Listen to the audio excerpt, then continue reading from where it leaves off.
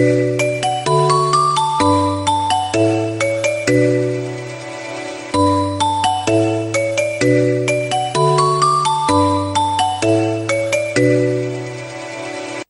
invités, l'honneur m'est choix de présider notre panel de ce jour. Choix qui, à mon avis, ne pourrait se justifier que par ma qualité de doyen et la considération que nous les Africains vouons à nos aînés.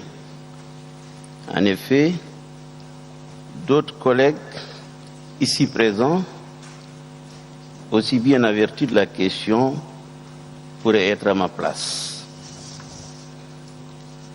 Le thème de ce panel, par sa pertinence, nous invite à visiter l'histoire de l'assurance africaine, à évaluer ses activités et définir sa stratégie pour l'avenir.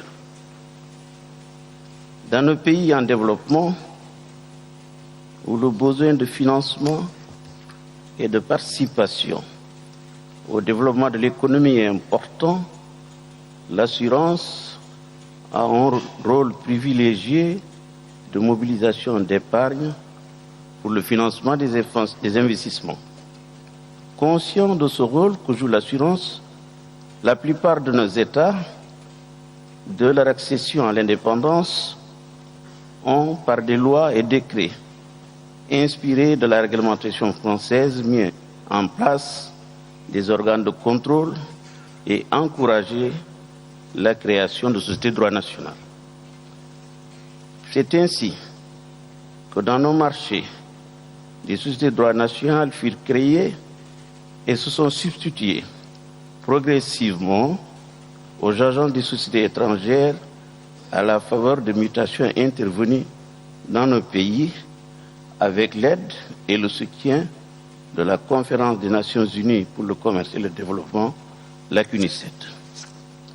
Parmi ces mutations, on peut citer dans l'espace FANAF la création en 1962 de la Conférence internationale des contrôles d'assurance, la création en 1992 de la Conférence des marchés d'assurance CIMA avec pour objectif la mise en place d'un régulateur du secteur des assurances commun aux pays membres avec un marché unique et intégré.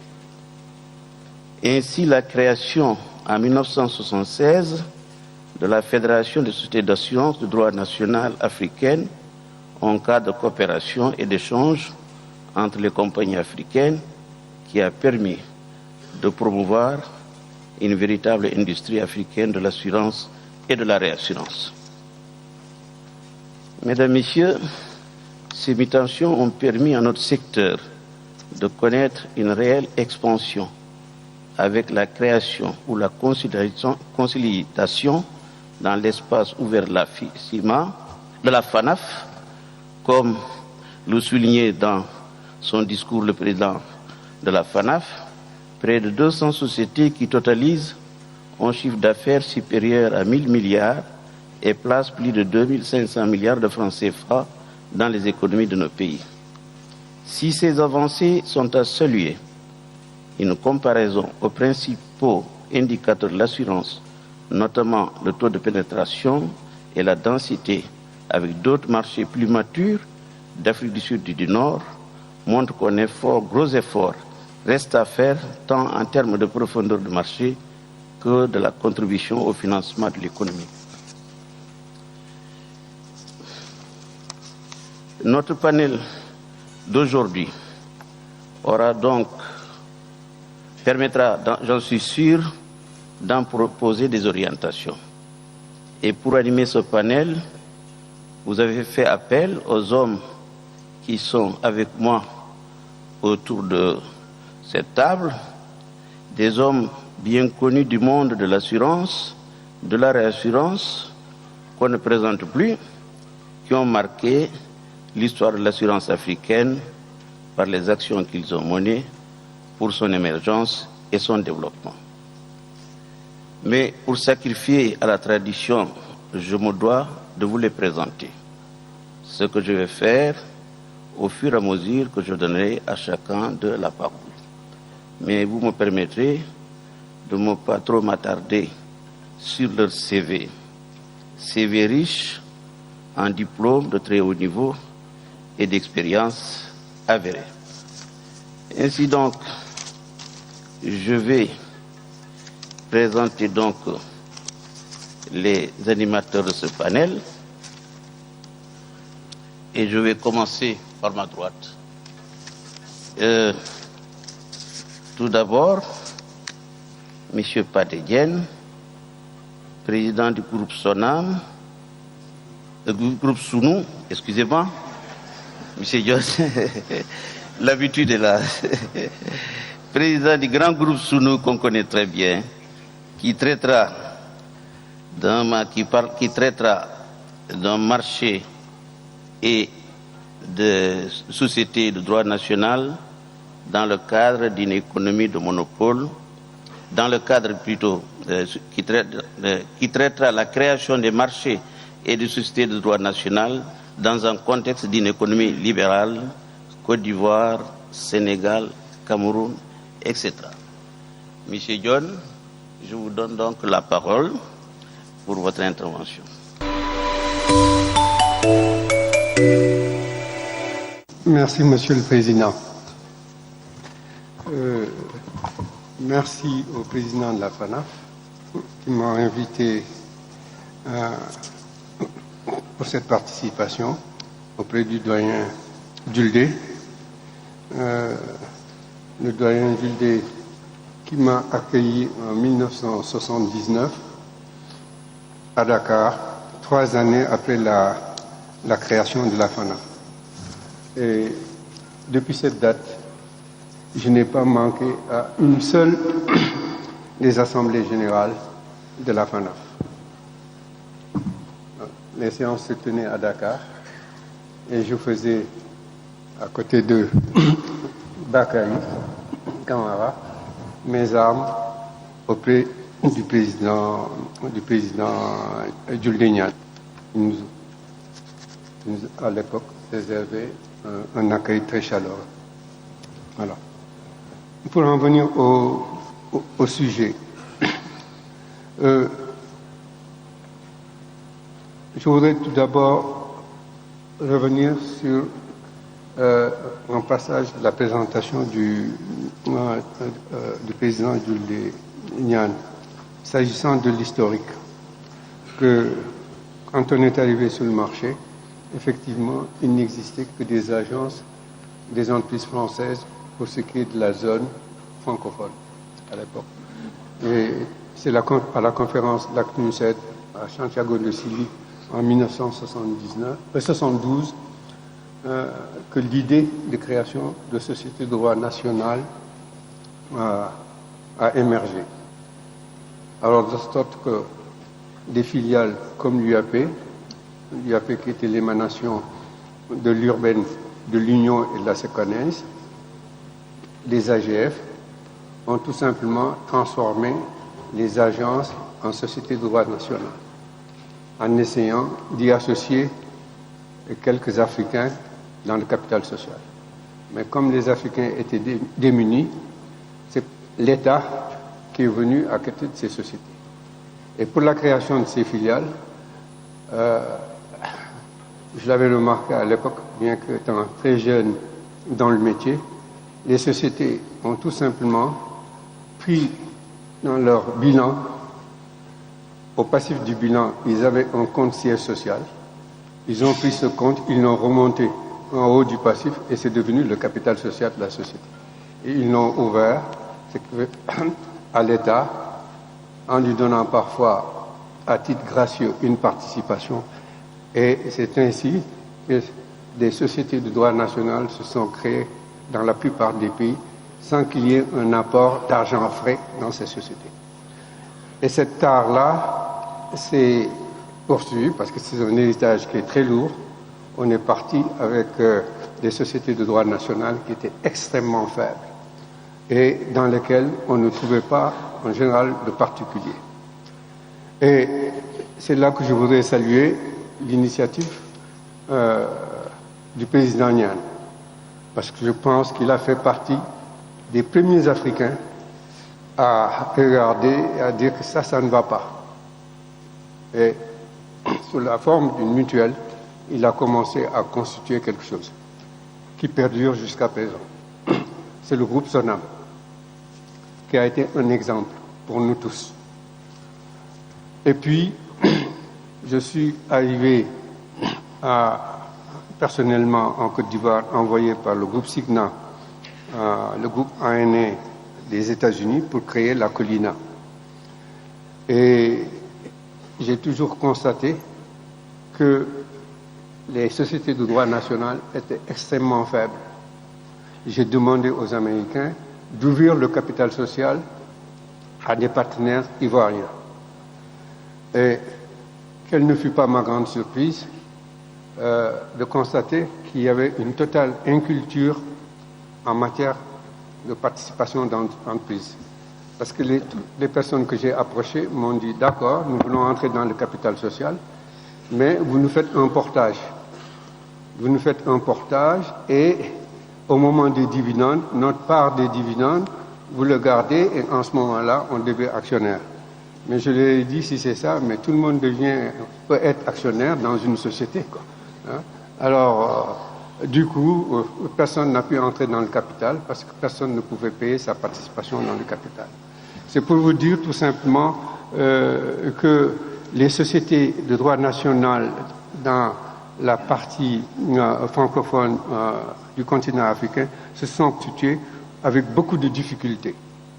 Et comme à l'époque, il n'y avait pas de législation des assurances, chaque pays héritant de la législation française, parce que jusque dans les années, jusqu'à la création de la CIMA, c'est la loi du 13 juillet 1930 et le décret 38 de RAP qui étaient en cours. La loi du 13 juillet 1930, c'est la loi qui régit la relation entre la compagnie d'assurance et les assurés. Et le RAP, le règlement d'administration publique, c'est ça qui régit l'organisation de la société. D'ailleurs, les gens croient que le code des assurances en France date de très longtemps, mais ce code ne remonte qu'aux années 75. Et on a compilé, justement, la loi 30 et les RAP. Si vous prenez le code français, il y a des articles L et des articles L. Les articles L, c'est la loi héritée le 13 juillet 1930, et les R, ce sont les réglementations d'administration publique. Et d'ailleurs, c'est de ce code-là qu'on s'est inspiré pour créer le code CIMA. Alors, je voulais faire ce rappel historique pour dire que tout ça est extrêmement récent. En fait, évidemment, pour les plus jeunes d'entre vous, quand on parle des années 70, c'est comme si on remontait à la nuit des temps, mais en tout cas, tout ça est très frais dans notre esprit. Alors, c'est avec cela qu'on a travaillé.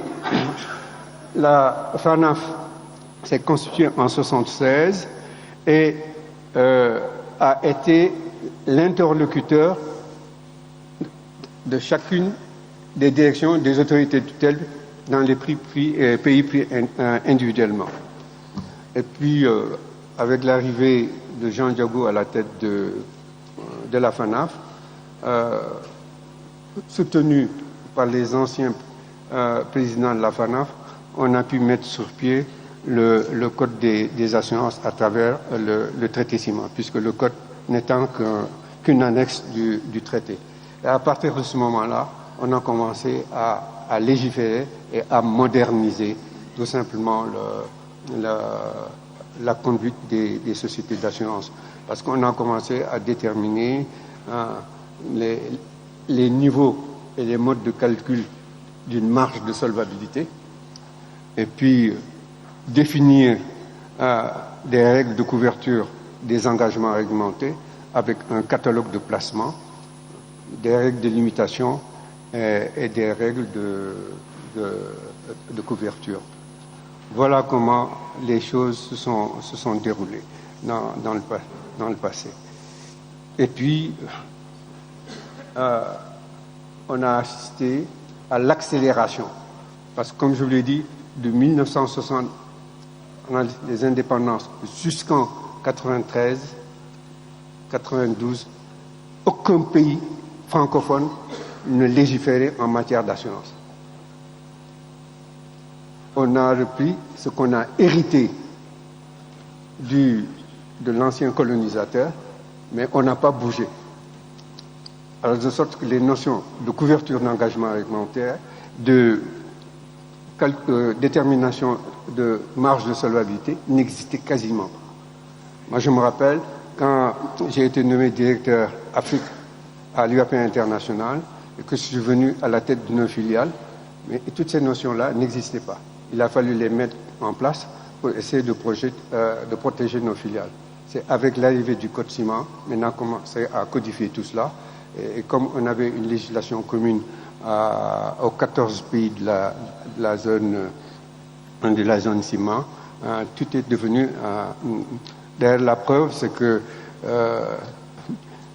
j'ai connu des compagnies d'assurance qui avaient pris la totalité de leurs provisions techniques pour investir dans un seul actif, en construisant un immeuble. Alors, quand Ciment est arrivé, qui ont posé les règles de dispersion et les règles de limitation, ces sociétés-là se trouvaient en mal. Et dans le code, précisément, on avait fait attention à cela, mais ça a été modifié, de sorte que la Ciment, la CRCA, a été obligée à chaque fois de donner un délai de 3 ans pour que les sociétés se conforment à cette situation.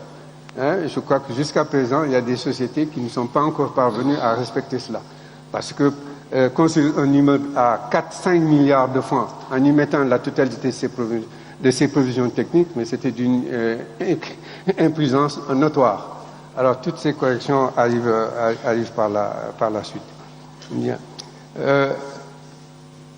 Aujourd'hui, la FANAF, c'est presque combien,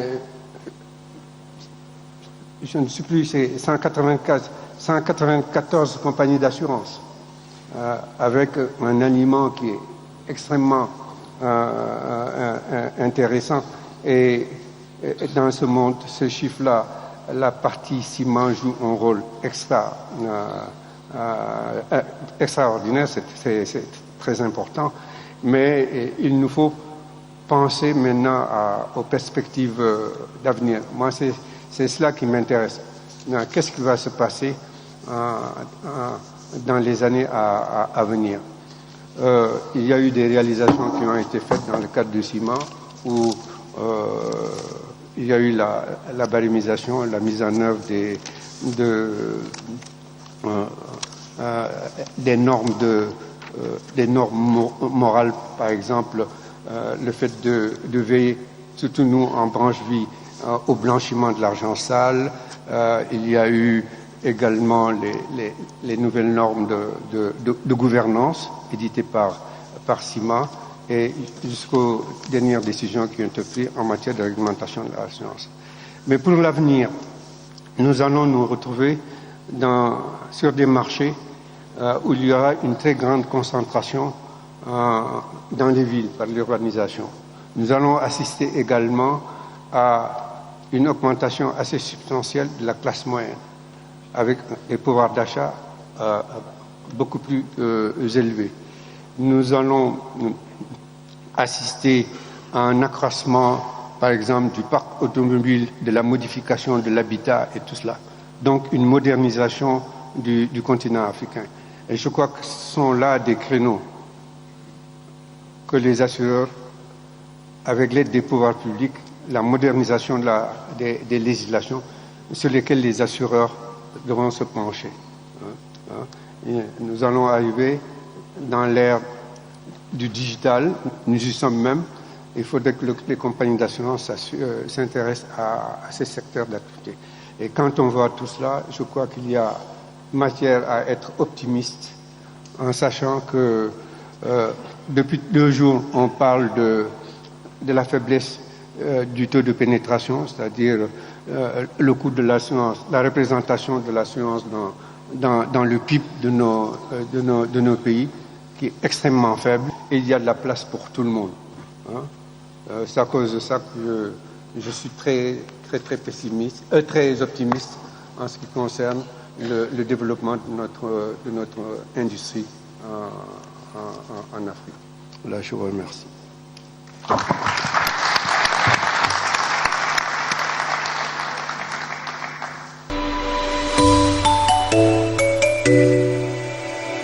Merci, Monsieur le Président Badijon. Je dis que vous êtes un exemple vivant du passé de l'assurance dans nos marchés et vous en avez donné l'exemple avec la maîtrise que vous avez donc sur l'ensemble du marché de la ciment et les actions de développement que vous avez pu faire pour l'assurance africaine. Nous allons passer avec la même idée sur nos marchés et cette fois-ci nous allons visiter un marché de monopole. Je vais donc retourner vers mon frère, mon ami, le président Ibata, qui traitera donc d'un marché et d'une société de droit national dans le contexte d'une économie de monopole. Monsieur Ibata, comme je dis, parmi tous ceux qui sont autour de moi, on ne les présente plus. C'est l'un qui a, je dirais, pratiquement l'assurance au Congo, avec l'ARC, avant donc de créer son groupe Assurance Générale du Congo. Monsieur le Président, je vous donne la parole. Les décisions que certains États avaient eu à prendre, à savoir rentrer aussi dans le domaine des assurances pour essayer de financer ces économies naissantes, eh bien, au niveau du Congo, il avait été décidé de créer une société, Assurance et Réassurance du Congo, qui allait travailler avec les autres compagnies installées à Brazzaville, enfin au Congo de manière générale. Malheureusement, cette décision, semble-t-il, n'a pas plu à tous ceux qui étaient sur le marché et travaillaient donc sur ce marché-là. Alors, ces sociétés ont commencé à donner un certain nombre de points de vue, même des exigences pour que cette société soit créée. Le gouvernement de l'époque n'a pas cédé à ces exigences et a dit « Nous voulons créer une compagnie nationale pour qu'elle travaille dans le cadre économique national. Maintenant, ce que vous nous demandez, ce que vous nous exigez comme condition, nous ne pouvons pas accepter. » Alors, c'est ça ou c'est autre chose. Et c'est comme ça que, du jour au lendemain, les compagnies sur place se sont entendues pour quitter le marché congolais, se disant, nous partons. Et sûrement que le gouvernement va revenir sur ces façons de voir les choses, surtout qu'il n'y avait pas un encadrement important au niveau du Congo en ce qui concerne les assurances. Alors, ils pensaient que de toute façon, la compagnie a créé, se casserait la figure, excusez-moi du terme, se casserait la figure et qu'à ce moment-là, on rappellerait toutes ces sociétés pour travailler à leurs conditions. Voilà comment Assurance et Réassurance du Congo a vu le jour. Et bon, on a continué à travailler jusqu'à ce que, le temps est passé. Les gens sont revenus nous voir pour essayer de travailler avec, mais au sein de l'ARC, et le gouvernement n'a pas accepté. Voilà comment le marché congolais s'est mis en place. Et ensuite, avec l'adhésion à la FANAF, avec la SICA, la CIMA, la FANAF, aujourd'hui, le marché congolais a été ouvert et d'autres sociétés se sont installées sur la place du Congo avec donc la possibilité de travailler tranquillement. Voilà, ça c'est un peu l'historique au niveau du marché congolais. Maintenant, par rapport à la FANAF, moi je pensais que, et on l'a dit depuis hier, que le bilan après 40 années d'existence, on peut affirmer que le bilan de la FANAF est bon, compte tenu du contexte de l'époque, juste après les indépendances politiques des pays d'Afrique noire francophone. Si la FANAF a pu atteindre un certain nombre d'objectifs, c'est grâce, je crois, à un travail acharné de ses cadres et aussi grâce à la concertation permanente avec la CIMA, organe de contrôle, regroupant les directions nationales des assurances des différents États membres. Cette concertation a été aussi faite au plan des États entre les DNA et les sociétés d'assurance, avec parfois quelques difficultés, il faut le dire, mais toujours avec bonheur. Ces 40 années passées, il faut maintenant envisager l'avenir dans un contexte de plus en plus ouvert au monde entier. La problématique ici est de savoir si devant cette mondialisation des économies, la FANAF est ou non appelée à disparaître. On peut se poser la question. Certes, avec la mondialisation, on voit fondre sur l'espace FANAF des grands groupes dont le but est pratiquement de reproduire les schémas des marchés d'assurance d'avant la création de la FANAF, à savoir des marchés sur lesquels les nationaux sont exclus ou réduits à la portion congrue. Nous pensons cependant que la FANAF, avec l'appui de la CIMA, dispose de quelques éléments pour ne pas disparaître et surtout peut conduire ces sociétés membres à avoir des chiffres d'affaires de plus en plus élevés. Il y a d'abord, ce que je pense, il y a d'abord ce mouvement que l'on observe dans tous les États, à savoir l'urbanisation. Les villes de l'espace FANAF sont de plus en plus peuplées. C'est donc là une occasion pour faire une grande sensibilisation sur la culture d'assurance dans les États, car nous savons que les taux de pénétration de la notion d'assurance sont assez faibles dans les marchés de l'espace FANAF. La FANAF et la CIMA peuvent instituer, par exemple, une journée de l'assurance dans chaque État, dans chaque marché. Il faut aussi, à la FANAF, proposer de nouveaux produits d'assurance à cette nouvelle population urbaine. Ce travail devrait se faire avec l'aide des directions nationales des assurances pour que les populations se sentent protégées. Il y a aussi l'existence des nouvelles technologies, comme on l'a dit depuis hier, qui permettent une excellente connaissance des clients potentiels avec de multiples manières de les approcher. Des actions de marketing et de commercialisation bien menées peuvent faire accroître les chiffres d'affaires des sociétés. Devant la mondialisation, le risque, nous l'avons dit plus haut, est de voir les sociétés locales disparaître ou réduites à la portion congrue. Il faudrait donc que la FANAF mette ses adhérents en situation de travailler dans ce contexte afin de garder son principe de base, à savoir promouvoir les marchés nationaux en aidant les sociétés locales à devenir de véritables sociétés à travers des séminaires de formation pour une meilleure gouvernance. Ceci pourrait se faire avec le concours de la CIMA, qui ne devrait pas être seulement un organe de répression, mais aussi un organe de conseil.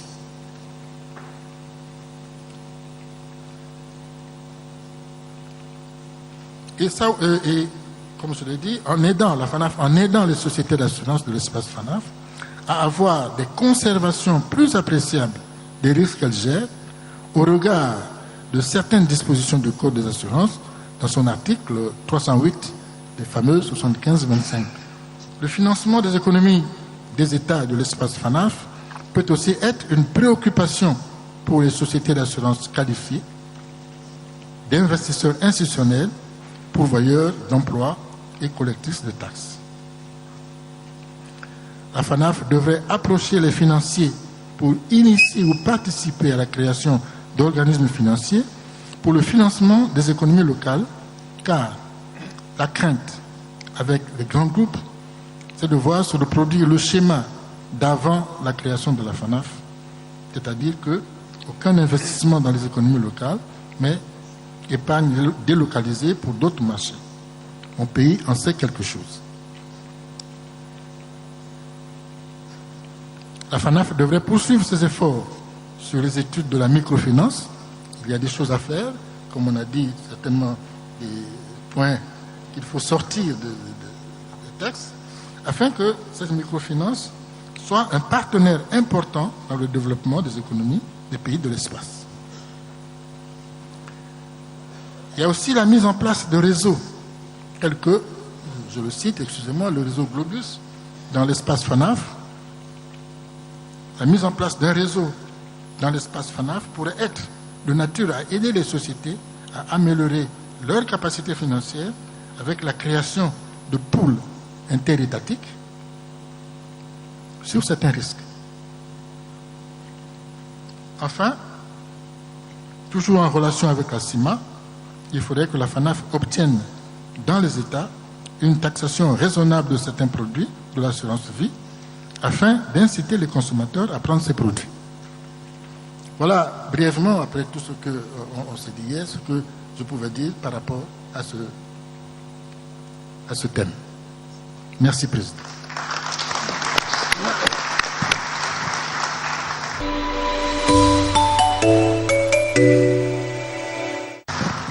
Merci bien, Monsieur le Président de l'AGC, de M. Ibata, un homme averti de la question et tenant compte de l'expérience que vous avez de notre assurance. Je pense que les suggestions que vous avez énumérées aujourd'hui seront prises en compte par la FANAF. Parce que vraiment, c'est des points très intéressants et qui peuvent aider à booster encore notre marché d'assurance. Nous allons à présent passer à la réassurance. Je crois que ça se tient. Avant de voir les autres intervenants, la réassurance que M. Bakary Camara va traiter, il fera le point sur l'évolution de la réassurance au cours de ces dernières années. Il nous parlera de la cession légale, de la multiplicité de compagnies d'assurance en Afrique, et il se penchera, comme il a été demandé, sur le retour des assureurs européens sur les marchés africains. Monsieur Camara, on ne vous présente pas, vous êtes connu, vous avez parcouru tous les pays et vous avez visité toutes les compagnies. Je vous donne la parole. Le territoire de la FANAF originelle, je crois, le premier pays qui a eu l'idée de créer une société de réassurance qui n'existe plus malheureusement, c'était le Cameroun. La Caisse nationale d'assurance de réassurance du Cameroun, qui n'est plus, qui malheureusement n'est plus. Et nous avons ce génie en Afrique de consentir d'énormes sacrifices pour bâtir des instruments économiques et ensuite, sous la base d'études assez sommaires, d'en décider la fin brutale. Ce fut le cas au Cameroun, ça a été le cas en Égypte aussi. Nous en sommes encore à regretter la disparition d'Égypte qui fut le premier réassureur africain créé en 1957. Donc la CNR, je crois au début des années 70, est née de ce constat, je pense qu'il vient d'être rappelé un peu parce que c'est la même attitude qui a prévalu aussi bien dans l'assurance que dans la réassurance. Je crois que c'est l'absence de coopération des opérateurs de l'époque avec les autorités, en tout cas les décideurs macroéconomiques, qui ont obligé un certain nombre de nos gouvernants à décider de la création de sociétés de réassurance. La CNR donc, puis par la suite les sociétés sous-régionales ou régionales, la CICARE, ou pour sortir du Cénacle FANAF, l'Africaré, et les autres sociétés nationales qui ont suivi par la suite, CNRE, etc. Aujourd'hui, selon les informations que j'ai, il semble que nous avons 17 réassureurs qui sont présents sur le territoire de la FANAF. Si le territoire originel, si on va au-delà, avec l'ouverture de la FANAF au marché non francophone, je crois que nous approchons largement la vingtaine, si ce n'est la trentaine, sans compter les autres réassureurs qui viennent de l'extérieur, qui sont implantés en Europe ou en Amérique et qui souscrivent des affaires sur nos territoires. Ce qui veut dire qu'il y a certainement une pléthore. Il y a une pléthore parce que si on fait référence au chiffre d'affaires, aujourd'hui, selon les statistiques 2014, les primes de réassurance dans la zone FANAF s'élèvent à peu près 250 milliards de francs CFA. $1 demi-milliard simplement. Or, vous vous souviendrez, il y a une dizaine d'années de cela, avant les fusions et acquisitions, était considéré comme un réassureur moins tout réassureur qui avait un chiffre d'affaires supérieur à 500 millions de dollars. C'était il y a 10 ans. C'était avant les grandes fusions. Ce qui veut dire qu'aujourd'hui, je crois, sur la base des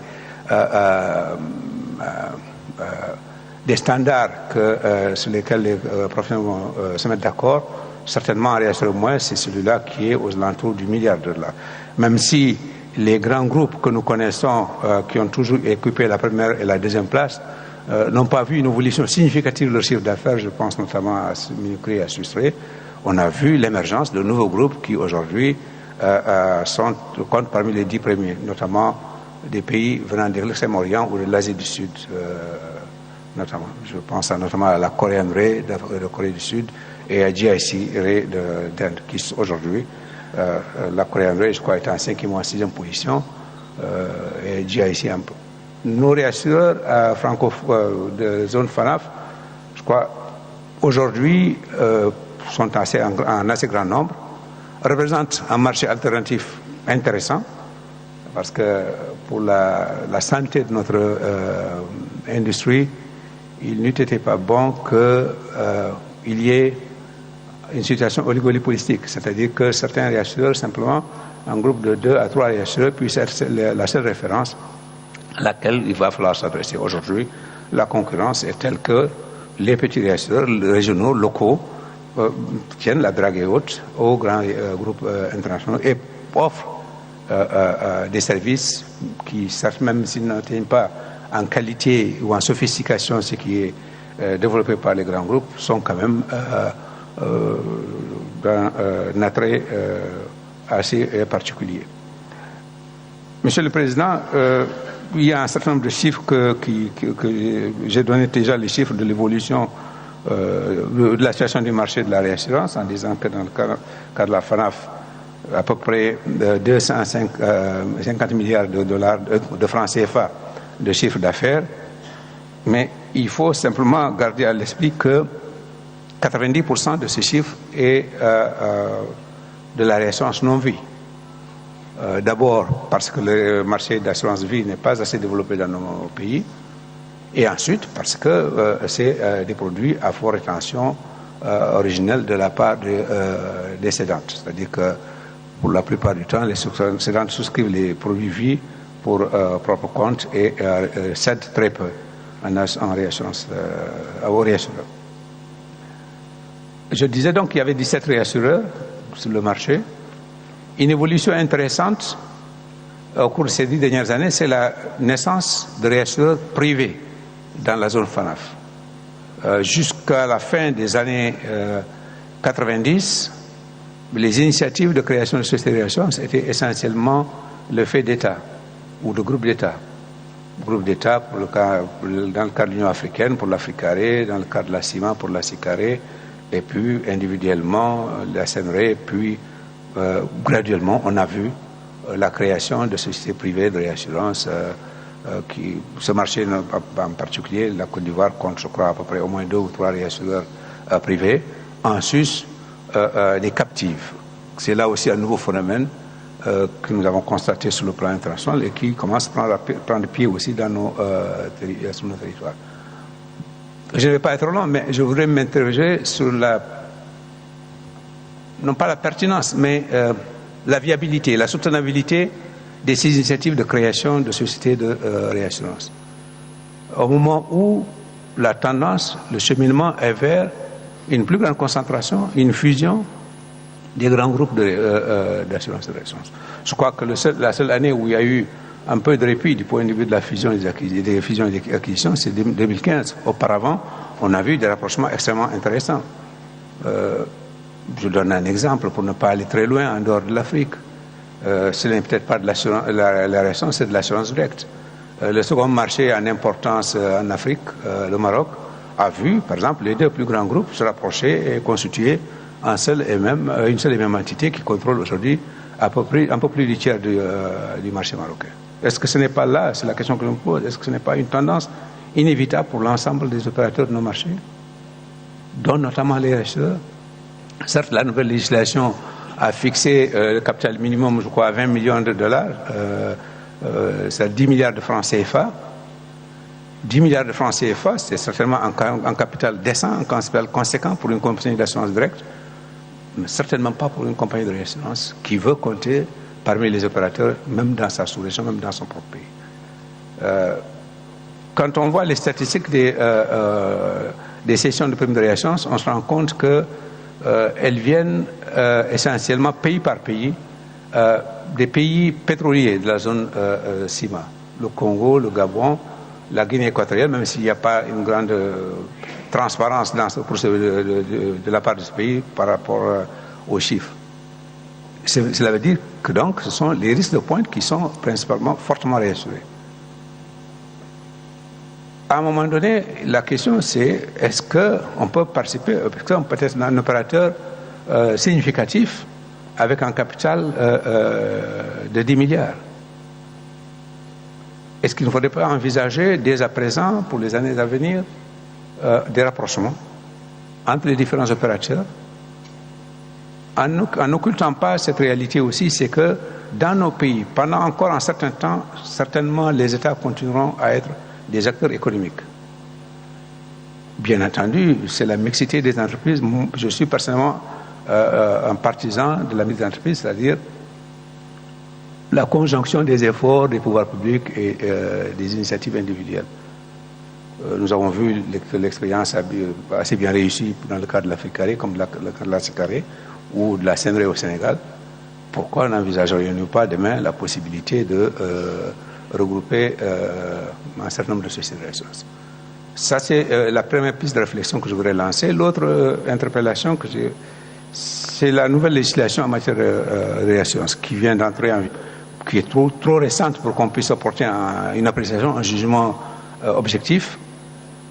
Moi, je voudrais personnellement inviter la FANAF à ne pas rester en marge de cette évolution, de ce débat, pour éviter ce que l'expérience assez difficile que vivent un certain nombre d'opérateurs dans des pays, notamment où la solvabilité d'eux est entrée en vigueur en Europe, ou SAM, Solvency Asset Management en Afrique du Sud, où les opérateurs se plaignent d'avoir pas été partie prenante aux discussions, à l'élaboration des différentes, ou à la codification à la mise en place de cette réglementation-là. Parce que si nous restons en deçà, si nous restons en marge, si nous sommes sur le bord de la route, forcément le législateur va aller de l'avant, prendre des décisions qui s'appliqueront à nous, qui peuvent ne pas être tout à fait pertinentes, qui peuvent être difficiles d'application, mais que nous serons forcés de mettre en œuvre. Il va sans dire qu'aujourd'hui, nous avons une législation qui vient d'être créée. Il y avait une réflexion qui avait été entreprise il y a quelques années dans le cadre de l'Association internationale des contrôleurs d'assurance. Je ne sais pas si elle a été abandonnée, mais elle eût été intéressant de la relancer. C'était de dire quid si on pouvait à partir d'un siège unique pouvoir faire son commerce en réassurance sur plusieurs territoires, à la condition bien entendu qu'il y ait un échange d'informations, qu'il y ait une transparence totale de l'information du contrôleur du siège vers les contrôleurs des pays d'opération. Parce que là, on a constaté effectivement qu'il y a eu un émiettement du capital de certains groupes parce qu'il fallait constituer des succursales ou des filiales un peu partout. saucissonner ce capital-là. Je reviens à ceci pour dire tout simplement que dans le cadre de notre organisation, peut-être aussi qu'il faut envisager cette possibilité. Je sais que la question a été évoquée hier de l'agrément unique, et cela me paraît plus pertinent encore dans le cadre des sociétés de réassurance. D'autant que le contrôle d'une société de réassurance n'est pas aussi simple ou n'est pas la même que celle d'une société d'assurance directe. Donc forcément, il y a des compétences, il y a des talents que cela va exiger que certains de nos territoires, certains de nos pays n'ont pas forcément. Monsieur le Président, je ne voudrais pas être long. Je pense que ce sont quelques réflexions que je voulais soulever. Dans la suite des débats, peut-être que nous en aborderons d'autres. Je vous remercie.